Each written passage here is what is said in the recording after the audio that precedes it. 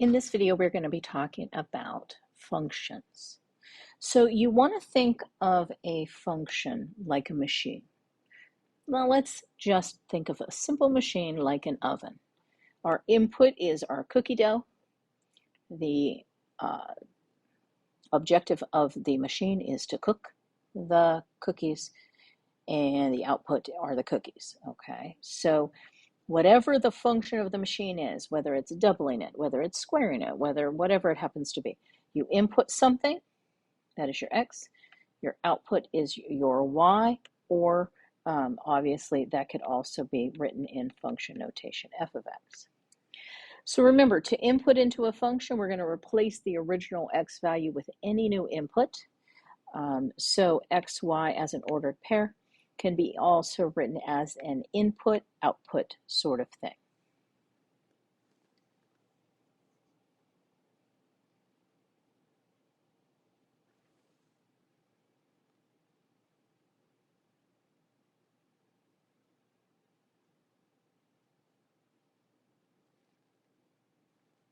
So if you were given a function and they have asked you to complete the table, so we've got this function rule. I'm going to write it a little bit bigger to the side here.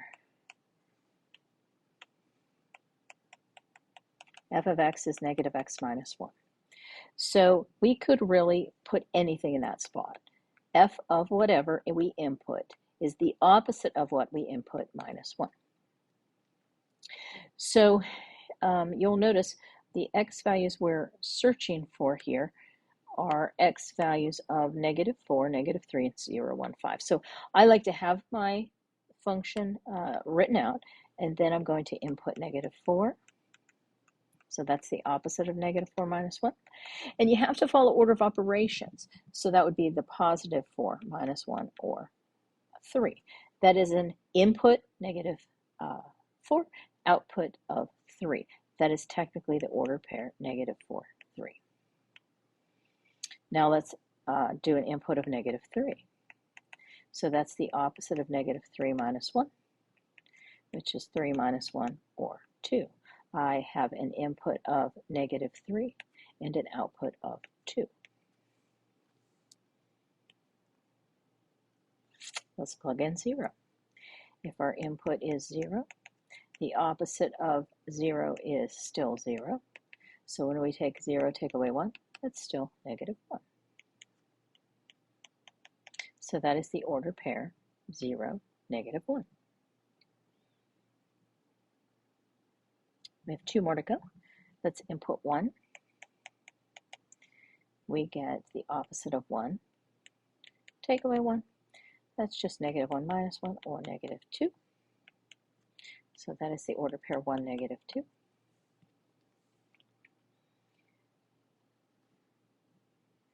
And then lastly, they want us to input 5.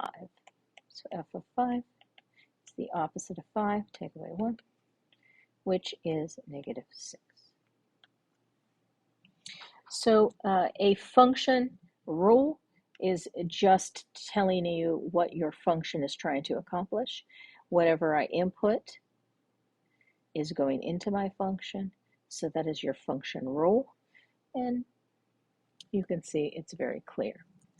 If we were to put into Desmos, y equals negative x minus 1, all of the points that we have listed here should be on our graph. So every single one of those points would be a point on the graph. So that is a way to check your work. The algebra and the graph should always line up. So that is our first example.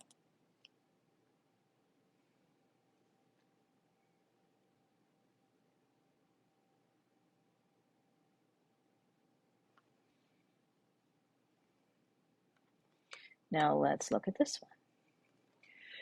So it says that the function h is defined as follows. Now, it is what's called a rational function, so it's fractional.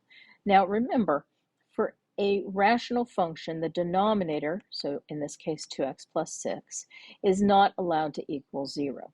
So it gets what's called an excluded value when 2x equals -6 or x equals -3. So -3 is an excluded value. So the input breaks the machine. So if this was our cookie machine and we put in something there, maybe something like dynamite, it is not allowed to go into our oven because it would break our machine. So just think of -3 breaks the machine. So h of -3 does not exist. Okay, but h is defined at 8. So our input here is 8. So using 8's just fine. So remember the job of a function to input values, you're just replacing the x with the number you're trying to input. So you're getting 8 minus 10 on top, and then 2 times 8 plus 6 on the bottom. Now just follow order of operations. 8 minus 10 is -2. All over 14 plus 6. That's not 14. Let's try that again. How about 16 plus 6? Get both values down as low as you can and then reduce it. They don't want a decimal answer, okay? So they want the fraction -1 over 11. So any function, whether it's a linear function like we saw to begin with the table, or a rational function, as long as it's not the excluded value for a rational function, just plug it in.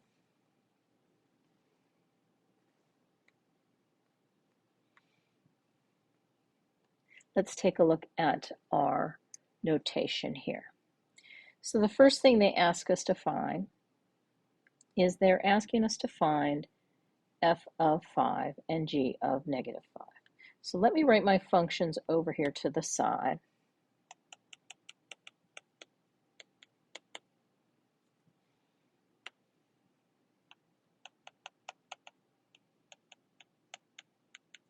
Okay, so we've got our functions, and the first one they want us to find is f of 5. So the f tells us to use the f machine. So we have to plug 5 as our input into the f machine. So that's just -5 times 5 minus 1, or -25 minus 1, or -26. So I inputted 5 into my f machine, and f of 5 resulted in a y value of -26. Now let's do g of -5. So that tells me to use our g machine and input -5. Now be careful, when I'm inputting a negative number, I almost always use a parenthesis. And what I do is I put a parenthesis where the x, or my input, is going to be sitting. That parenthesis will allow me to remember, hopefully, my order of operations, okay? So I have to square that -5, and it's going to become a positive 25. Two negatives multiply together to give me a positive 15. So that's 75 plus 15, or 90. So in my g function, when I plugged in -5, I got out 90. Okay, so this one is the ordered pair 5, -26. This one is the ordered pair -5, 90. Now, usually, unless we're graphing a function, if they say what is f of 5, it is -26. If they say what is g of -5, it is 90. But I want you to get used to seeing it as a ordered pair. But most likely, they just want you to give the answers we see right here. Now, when we're inputting values, you just input the value, simplify it down as much as possible, and there you go. Okay. But what about when we're doing one like we see here? So let's take a look now at this when we're inputting a variable expression. So again, let me write it a little larger over here on the side. So let me write my g of x, which is x squared minus 5. And you'll notice my input is 5x. So where the x is sitting, put a parenthesis, and take out the original x and input 5x instead. Now, if you use that parenthesis, you're probably, hopefully, going to follow order of operations. So if we squared 5x, that's 5x times 5x, or 25x squared, and then minus 5. That is your answer. Now, if there was some type of, if there was an x squared in one spot, x squared in another, add like terms, do all those things you can, simplify. But that is your answer. I inputted 5x, I got out 25x squared minus 5. That's it, okay? Now, sometimes we are even inputting things even more complicated than that. So let me write this function down. So here's another rational function, fractional thing with polynomials in the top and the bottom. This time, where the input is sitting, right here, we have to input the expression x minus 4. So what I want you to do is I want you to take out the x, leave yourself room inside of a parenthesis, and input that x minus 4, okay? Now, when we do that, think of order of operations. Nothing is affecting the 5, so leave it alone. But this bottom here, think about it.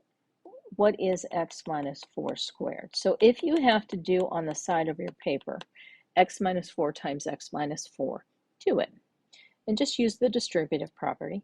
You get x squared minus 4x plus 16, or a final answer of x squared minus 8x plus 16. I just used the distributive property. So go ahead and use the distributive property. And that's going to go next to the 2. Now, if we follow order of operations, that 2 is being waited on until we are ready to distribute it in. So now we are ready to go bink, bink, bink, and distribute that in, just like that. So let's leave the 5 alone again. So we're going to get 2x squared minus 16x plus 32 minus 6 on the bottom. Still not much we can do. So we're going to leave it in the bottom. We're going to leave it as a 2x squared minus 16x. 32 minus 6 is 26, so plus 26. Now, all of these pieces are divisible by 2, but if the top is not a number that's also divisible by 2, it gets you nowhere to do that. So most of the time, you're going to leave that alone. So that is our answer to g of x minus 4. I plugged in x minus 4, I simplified it as much as I possible, bam, that's your answer.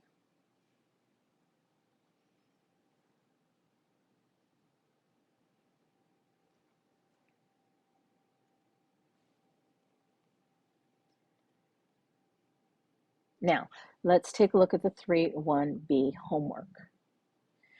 So in our first functions here, all of these, you're just inputting into a function, into a function, into a function, okay? So let's talk about it. Here we're inputting 6. Here we're inputting 1 into our function. Here we're inputting -7 into our function. And then they get progressively a little more complicated. Here I'm inputting t minus 2. Use parentheses, 2a, 3n. W, we're inputting a plus 4. Okay, so that is your 3-1b homework. So please get to work on that at this time.